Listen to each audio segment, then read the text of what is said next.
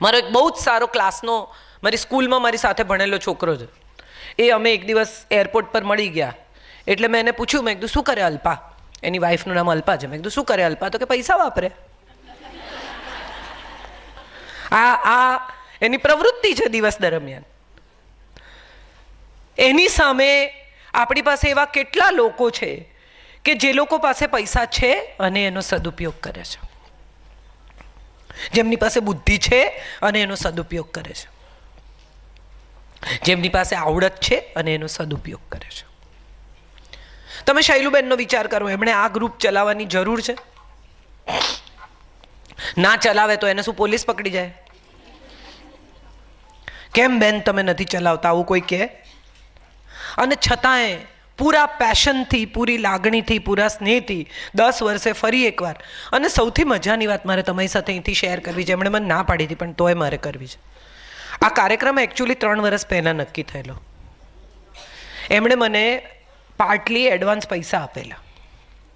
3 વર્ષમાં એમણે એકવાર પણ ફોન નથી કર્યો કે બેન તમારી પાસે મારા પૈસા પડ્યા છે, હવે આ કાર્યક્રમનું શું કરવું છે.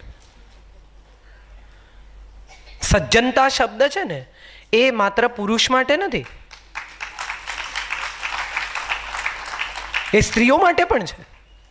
અને તમે વિચાર કરો તો તમને સમજાય કે આમ બધું મોટી મોટી વાતો કરે. તલવાર છે ને એ સ્ત્રીવાચક શબ્દ છે, હિંમત સ્ત્રીવાચક શબ્દ છે, તાકાત સ્ત્રીવાચક શબ્દ છે, શક્તિ સ્ત્રીવાચક શબ્દ છે.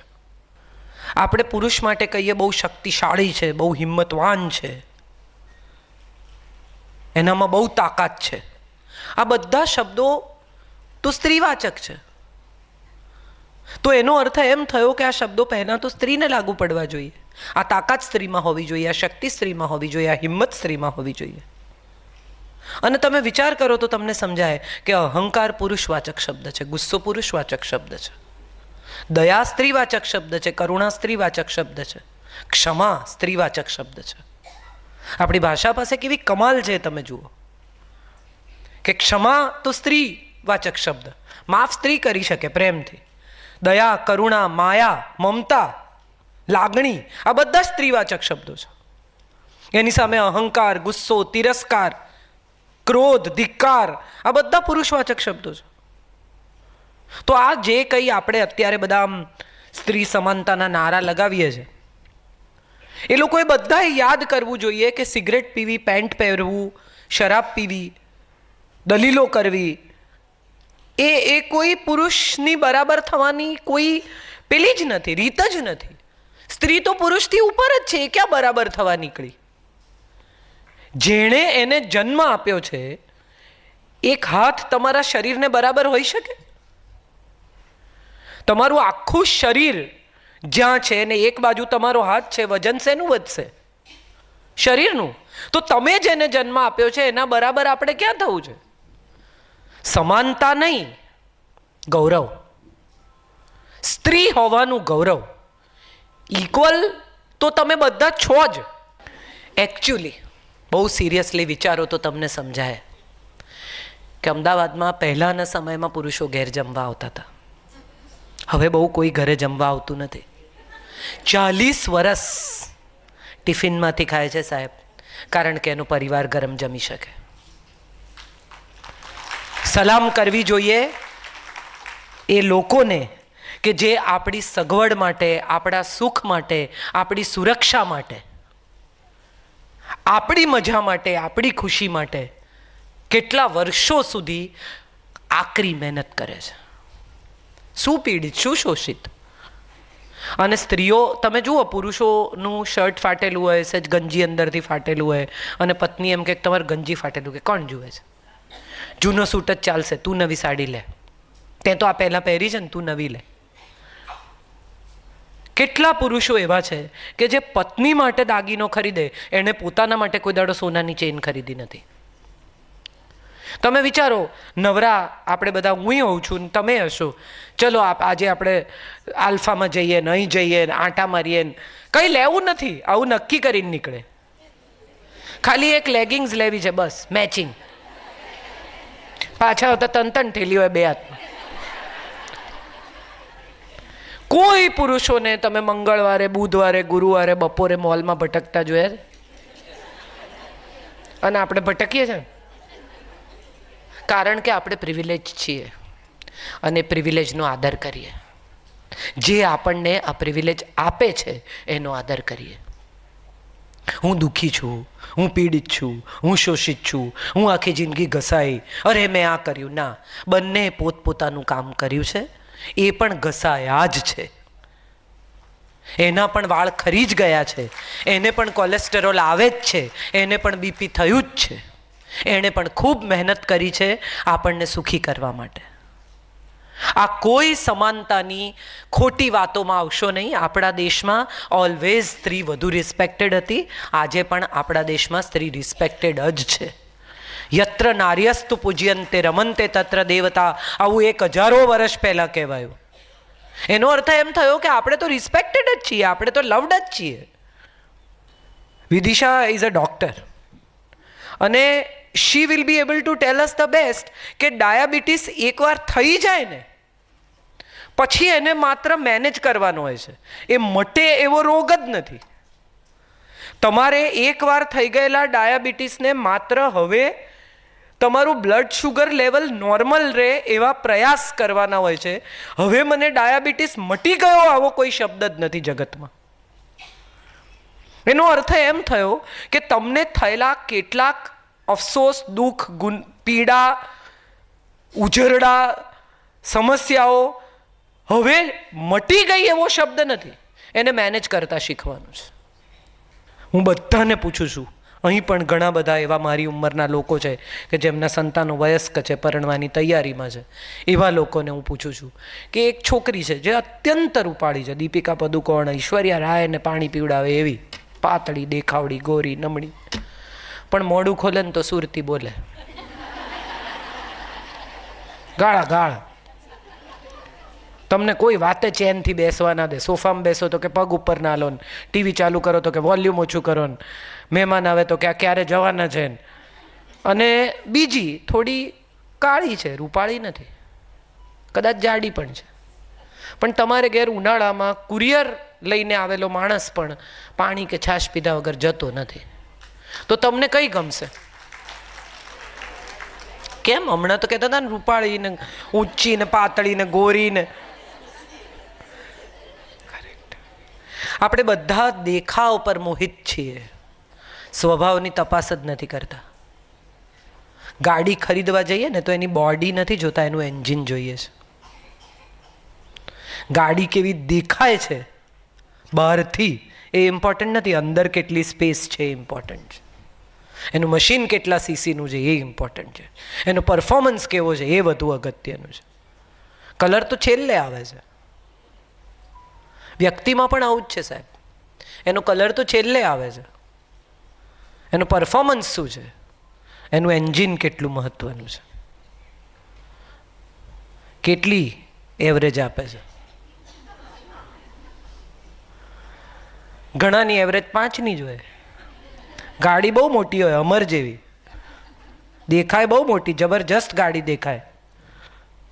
આમ તમે લઈને નીકળો રસ્તા પર તો તમારો વટ જ વટ પડે, પણ 5ની જ એવરેજ. અને ઘણી બચાડી નાનકડી હોય, I-10 જેવી, સટ નીકળી જાય, પણ 18ની એવરેજ આપે સાહેબ. નાનું નાનું આમ ફટ ઉકેલી આપે તમને. એટલે જો તમારા ઘરમાં દીકરો હોય ને તો મમ્મી તરીકે તમે બહુ જ એને શીખવજો કે બેટા તારી પત્નીને અપ્રિશિએટ કર, તારી દીકરીને અપ્રિશિએટ કર, તારી પત્નીની રસોઈ વખાણ. તારી પત્ની સારી લાગતી હોય તો એને કહે કે તું બહુ ફાઇન લાગે છે. જે તમને નથી મળ્યું ને એ તમારી પુત્રવધૂને, તમારી દીકરીને મળે ને એવો પ્રયાસ ચોક્કસ કરજો.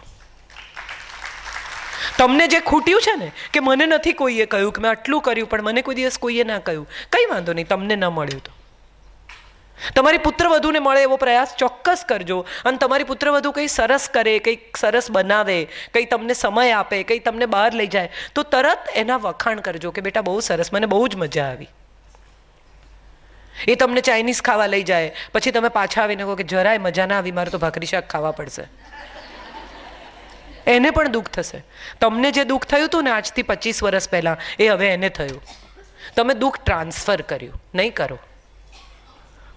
એ આનંદથી તમને લઈ ગઈ. શક્ય છે તમને ચાઇનીઝ ન ભાવે, પણ એકવાર ખાઈ લેવાથી આજ સુધી કોઈ મર્યું નથી ચાઇનીઝ ખાઈને. એને બદલે નેક્સ્ટ ટાઈમ જ્યારે તમને એમ કે મમ્મી આપણે લંચ પર જઈએ ત્યારે કહેવાનું કે ચાલ આજે આપણે સાઉથ ઇન્ડિયન ખાવા જઈએ. ભાઈ ચાઇનીઝ નહીં હો, આ ભાષા નથી. આપણે બધા આપણને પડેલા ઉજરડા બીજાને પડે ને એવો પ્રયાસ કરીએ છીએ, નહીં કરતા. મલમ બનજો, ચપ્પુ નહીં બનતા. આ મારો તમને બહુ નમ્ર પણ દિલથી આપવામાં મારો સંદેશો છે. સ્ત્રી કંઈ પણ કરી શકે છે સાહેબ. એ ફ્રોક પણ પહેરી શકે છે, એ સાડી પણ પહેરી શકે છે, એ સ્વિમસૂટ પણ પહેરી શકે છે, ચૂલો પણ ફૂંકી શકે છે, એ બાળકને જન્મ પણ આપી શકે છે, ઉછેરી પણ શકે છે, એ અંગ્રેજી પણ બોલી શકે છે, સવારે ભજનમાં જાય ને સાંજે કોકટેલ પાર્ટીમાં જાય. આ તાકાત સ્ત્રી પાસે જ છે. આ તાકાત બીજા કોઈ પાસે નથી. આ તાકાત ઈશ્વરે તમને જ આપી છે, મને જ આપી છે. અને આ તાકાતનું આપણે ગૌરવ કરીએ, મનમાં કશું ઓછું ના આણીએ. અરે ભગવાન હું તો સ્ત્રી છું એમ કહો કે અરે ભગવાન થેન્ક યુ હું તો સ્ત્રી છું. આ તાકાત છે સાહેબ. નહીં તો ઈશ્વરે જન્મ આપવાની તાકાત સ્ત્રીને આપી હોત, પુરુષને જ કહ્યું હોત ને. આમ જુઓ તો વધારે હિંમતવાળો દુઃખ સહન કરવાની વધારે તાકાત કોનામાં છે? એને જ કહ્યું હોત ને કે તું જ બનને માં. પણ એને નથી કહ્યું. કેમ નથી કહ્યું? કારણ કે છે ને પુરુષો ઇન્જેક્શનથી એ ગભરાય. બ્લડ ટેસ્ટ લેવા આવે ને તમે જોજો, ભાઈ યાર આ બધું શું કામ કરો છો? અને સ્ત્રી પોતાનું લોહી વહી જતું દર મહિને જુએ અને શાંતિથી જુએ ને, એક અક્ષરે બોલે નહીં. અને પેટમાં એ દુખતું હોય ને, તકલીફે થતી હોય ને, તો એ રસોઈ એ કરે ને, લગ્નમાં એ જાય ને, બેસણામાં એ જાય ને, આ બધું કરતી જાય ને, એનું શરીરમાંથી લોહી વહેતું જાય અને એક અક્ષર બોલે નહીં. એ તાકાત સ્ત્રી પાસે છે. ઈશ્વરને ખબર છે, બીજા કોઈને ખબર હોય કે ના હોય. અને માટે એણે મા બનવાની તાકાત સ્ત્રીને આપી છે સાહેબ. આપણે તો બહુ તાકાતવર છીએ. આપણે કોના જેવા થવા નીકળ્યા? પાટલુન પહેરવાથી પુરુષ થઈ જવાય? અને વિચારી જુઓ, તમને આમ સહેજ સ્ત્રી જેવો પુરુષ ગમે છે? હા કે ના? નથી સંભળાતું? તો પુરુષ જેવી સ્ત્રી ગમશે? ઈશ્વરે બેયને જુદા બનાયા છે, સમજીને જ બનાયા છે ને. ગુલાબને મોગરા જેવો ને મોગરાને ગુલાબ જેવું બનાવ્યું છે. તમે વિચાર કરો કે બનાવનારાએ કેટલું વિચાર્યું હશે કે દિવસના ફૂલો રંગીન છે ને રાતના સફેદ. કેટલો વિચાર કર્યો છે કે રાતના ફૂલો બધા સફેદ છે અને દિવસના ફૂલો બધા રંગીન છે. કે રાત્રે કોણ રંગ જોવાનું? સફેદ જ રંગ દેખાશે રાત્રે તો. આ એની બનાવવાની તાકાત છે. તો તમે ક્યાં આમાં પડો છો યાર કે મને આવી બનાવીને, મને આવી બનાવીને? એણે આટલા લોકો જન્મે છે, બધાની ફિંગરપ્રિન્ટ અલગ છે. શું તાકાત છે સાહેબ બનાવનારાની! આ કુદરતને પ્રણામ કરો. કેવી કુદરત છે! આટલી બધી સંખ્યામાં જો સ્ત્રીઓને શૈલુબેન ભેગી કરી શકતા હોય ને, તો મારે તમને બધાને કહેવું છે કે કશુંક બહુ ક્રિએટિવ કરો, કશું બહુ સર્જનાત્મક કરો. આટલા બધા લોકો જો એક સાથે ભેગા થઈ શકતા હોય તો સાથે મળીને તમે વિચારો કે તમે શું ન કરી શકો. તમને જે ગમે કરો. બાળકોને ભણાવો, અંધ બાળકો માટે કંઈ કરો, બીજા લોકો માટે કંઈ કરો, અનાથ બાળકો માટે કંઈ કરો, વૃદ્ધો માટે કંઈ કરો. આ સમાજમાં એટલા બધા દુઃખી લોકો છે જેને મદદની જરૂર છે. અને મારે શૈલુબેનને એક નાનકડી વિનંતી કરવાની છે, કૌશાબેનને, રશ્મિબેનને, કે ફૂલો બંધ કરી દો. હવે પછીના કાર્યક્રમમાં પુસ્તક આપો. તમે સન્માન કરો ત્યારે પુસ્તક આપો, ફૂલો ન આપો. કારણ કે આ પુસ્તક છે ને એ વ્યક્તિ સાથે જીવનભર રહે છે. વાંચો. એક એવી ટેવ પાડો કે દિવસના 10 પાના વાંચ્યા વગર તમારો દિવસ પૂરો ન થાય. જે ગમે વાંચો, નવલકથા વાંચો, તમારા ધર્મના પુસ્તકો વાંચો, તમે જે તમને મજા આવે, જે ભાષામાં. ગુજરાતી આવડતું હોય તો ગુજરાતી, ઇંગ્લિશ આવડતું હોય તો ઇંગ્લિશ, હિન્દી ગમતું હોય તો હિન્દી, તમને જે ભાષા ગમતી હોય, 10 પાના દિવસના વાંચ્યા વગર દિવસ પૂરો નહીં કરવાનો.